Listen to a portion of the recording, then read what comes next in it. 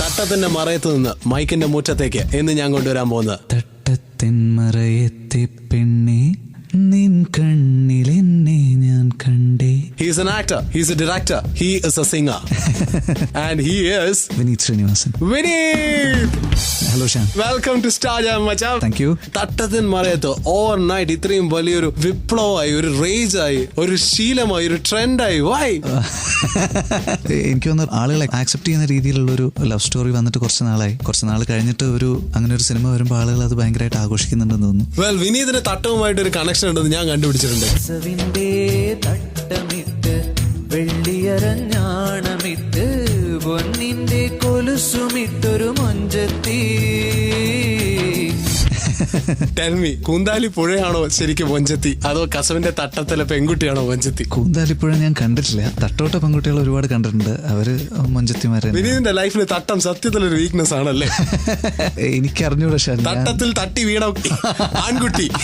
തട്ടം വീക്ക്നെസ് ഒക്കെ ആയിരുന്നു ഒരു സമയത്ത്. ഏത് സമയത്ത്? സ്കൂളിൽ പഠിച്ചിരുന്ന സമയത്താണ് തട്ടം വീക്ക്നെസ്. എന്റെ ഒരു ഫസ്റ്റ് ക്രഷ് എന്ന് പറയുന്നൊക്കെ 7ാം ക്ലാസ്സിലൊക്കെ തട്ടോട്ട ഒരു പെൺകുട്ടിയായിരുന്നു. ആഹാ, ഒന്ന് പറയൂ കേക്കട്ടെ. 7ാം ക്ലാസ്സിൽ പഠിക്കുന്ന സമയത്താണ് ആദ്യത്തെ ഒരു ക്രഷ്. അപ്പൊ അതൊരു തട്ടോട്ട ഒരു പെൺകുട്ടിയോടായിരുന്നു. ഞാനത് പറഞ്ഞിട്ടൊന്നുമില്ല, കാണാൻ നല്ല ഭംഗിയായിരുന്നു. പിന്നെ നമ്മുടെ നാട്ടിലെ ഉമ്മച്ചി കുട്ടികളൊക്കെ കാണാൻ ഭയങ്കര ബ്യൂട്ടിഫുൾ ആയിരിക്കും. ഒരു 3-4 മാസം ഇങ്ങനെ മനസ്സിലിങ്ങനെ കൊണ്ടു നടന്ന് പിന്നെയാണ് അറിയുന്നത് എന്റെ ഒരു ബെസ്റ്റ് ഫ്രണ്ടും അവളും തമ്മിൽ ചെറിയൊരു ഇഷ്ടം ഉണ്ടായിരുന്നു. അപ്പൊ പിന്നെ നമ്മൾ പിൻവാങ്ങി.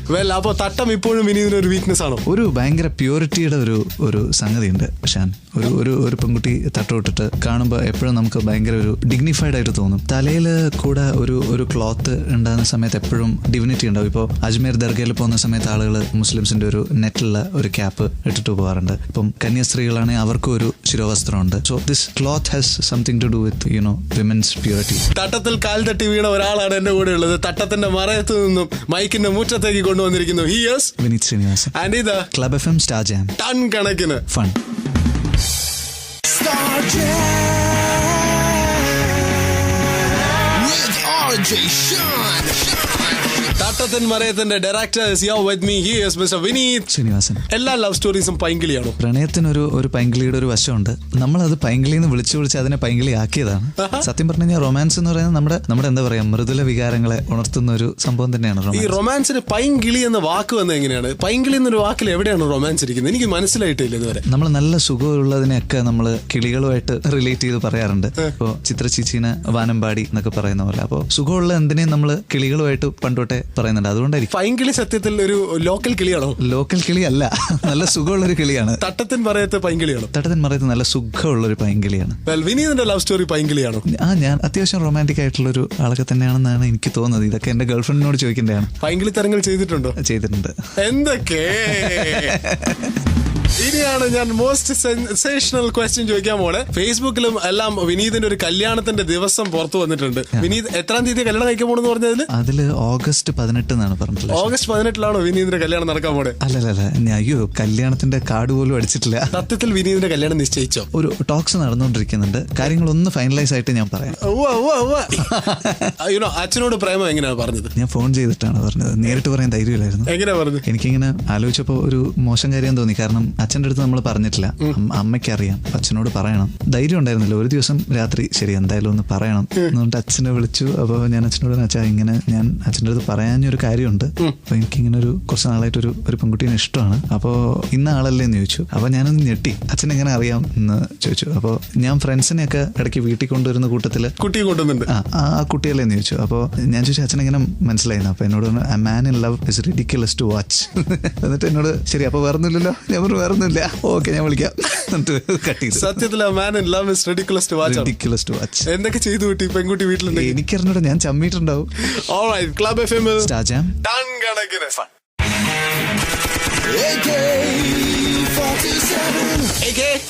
എന്റെ കൂടെ ഉണ്ട് വിനീത് ശ്രീനിവാസൻ. അറിയപ്പെടാൻ ഏറ്റവും ഇഷ്ടം മകന്റെ അച്ഛന്റെ മകൻ. അച്ഛനാണ് ഈ പടത്തിന്റെ പ്രൊഡ്യൂസർ, റൈറ്റ്? അച്ഛനും മുകേഷങ്ങളും കൂടിയിട്ടാണ് പ്രൊഡ്യൂസ് ചെയ്തത്. എത്ര രൂപ പടം കഴിഞ്ഞപ്പോ തന്നു സംവിധായകൻ വിനീതിന് അച്ഛൻ ശ്രീനിവാസൻ? എബോ 5 ലക്ഷം, ബി ബിലോ 5 ലക്ഷം. എബോ 5 ലക്ഷം. എബോ 10 ലക്ഷം, ബിലോ 10 ലക്ഷം. എബോ 10 ലക്ഷം. ആണോ? ഫസ്റ്റ് ഫിലിമിന് എത്രയായിരുന്നു റെമ്യൂണറേഷൻ? എബോ 10. ഉമ്മച്ചിക്കുട്ടിയെ പ്രേമിച്ച നായരുടെ കഥ. ശരിക്കും അങ്ങനെ ഉമ്മച്ചിക്കുട്ടിയെ പ്രേമിക്കുന്ന നായരോട് പറയാനുള്ളത് എന്താ? This is A very challenging question. അതെ. ഉമ്മച്ചിക്കുട്ടിയുടെ അച്ഛനും അമ്മയും കേൾക്കുന്നുണ്ട്, നായരുടെ അച്ഛനും അമ്മയും കേൾക്കുന്നുണ്ട്. നമ്മുടെ സിനിമയിൽ പറയുന്നുണ്ട് ആ ജാതി മതമൊക്കെ ആളുകളെ ഭിന്നിപ്പിക്കാനുള്ളതല്ല ഒന്നിപ്പിക്കാനുള്ളതാണെന്ന് പറയുന്നുണ്ട്. ഇപ്പോൾ ഞാൻ കല്യാണം കഴിക്കുന്നത് വേറെ മതത്തിലുള്ള ഒരാളെ ആണെങ്കിൽ ആ മതത്തിനെയും കൂടെ മനസ്സിലാക്കാനാണ് എനിക്ക് പറ്റുന്നത്. അപ്പോൾ റിലീജിയൻ തമ്മിലുള്ള വാൾസ് ബ്രേക്ക് ആയാൽ തന്നെ ഇവിടെ പല കാര്യങ്ങളും ഇല്ലാണ്ടാവും. ഓണർ കില്ലിംഗ് ഇവിടെ ഇല്ലാണ്ടാവും, ടെററിസ്റ്റ് ഇവിടെ ഇല്ലാണ്ടാവും, മറ്റ് കമ്മ്യൂണൽ ഇഷ്യൂസ് ഇവിടെ ഇല്ലാണ്ടാവും. കാരണം എല്ലാവരും ഒരു കമ്മ്യൂണിറ്റി ആവുമല്ലോ. ആ സിമ്പിൾ തോട്ടുള്ള ആൾക്കാർക്ക് ജീവിക്കാൻ പറ്റുന്ന ഒരു കാലം വന്നു കഴിഞ്ഞാൽ ജീവിക്കാൻ പറ്റുന്ന ഒരു സ്ഥലമായിട്ട് മാറും. വിനീത് ഇവിടെ ഒന്നും ജനിക്കേണ്ടവനായിരുന്നില്ല. ഞാൻ ഇവിടെ തന്നെ ജനിക്കേണ്ടവനാണ്. ഞാൻ വേറെ എവിടെയെങ്കിലും ജനിച്ചിട്ടുണ്ടെങ്കിൽ ഞാൻ പാളീസായി പോയനെ. കുറച്ച് വാക്കുകൾ പറയാം. Choose one. തട്ടമിട്ട പെൺകുട്ടി, തട്ടമില്ലാത്ത പെൺകുട്ടി. എന്റെ പെൺകുട്ടിക്ക് തട്ടമില്ല, അതുകൊണ്ട് തട്ടമില്ലാത്ത പെൺകുട്ടി. മൊഞ്ച് എന്ന വാക്ക് ഒരു ഫാഷനായി മാറിയിരിക്കുകയാണ്. മൊഞ്ച്, അഴക്, ഏതാണ് ഭംഗിയുള്ള വാക്ക്? മൊഞ്ച്. മൊഞ്ച് എന്ന് പറയുമ്പോൾ ഒരു ഫീൽ ഉണ്ടല്ലോ, ഒരു നെഞ്ചുണ്ട് അതിൽ കാലക്കി. അടുത്ത് പ്രേമം, പ്രണയം. പ്രണയമാണ് കുറച്ചുകൂടെ പോയറ്റിക്. പ്രേമം എന്ന് പറയുമ്പോൾ അതിൽ ഒരു സാധാരണക്കാരന്റെ ഒരു സാധനമുണ്ട്. ഇപ്പോൾ ഞാൻ നിന്നെ പ്രണയിക്കുന്നു എന്ന് പറയുമ്പോൾ അതൊരു കവി പറയുന്ന പോലെയാണ്. ഞാൻ നിന്നെ പ്രേമിക്കുന്നു എന്ന് പറയുമ്പോൾ റോഡ് സൈഡിൽ നിന്നാലും അത് പറയാൻ രസം ഏതാണ്? ഉമ്മച്ചിക്കുട്ടി, മൊഞ്ചത്തി പെണ്ണ്. ഉമ്മച്ചിക്കുട്ടി. It's very sweet. ഇപ്പോൾ ഉമ്മച്ചിക്കുട്ടികളിൽ ഉമ്മ എന്ന് പറയുന്ന ഒരു വാക്കുണ്ട്. ഉമ്മ എന്ന് പറയുന്നത് അമ്മ എന്നുള്ള അർത്ഥമുണ്ട്, ഉമ്മ എന്ന് പറയുന്നതിന് കിസ് എന്നുള്ള ഒരു അർത്ഥമുണ്ട്. ഉമ്മച്ചിക്കുട്ടി എന്ന് പറയുമ്പോൾ അതിനൊരു സ്വീറ്റ്നെസ് ഉണ്ട്. Alright, Club FM Star Jam. Done കണക്കിന് Star Jam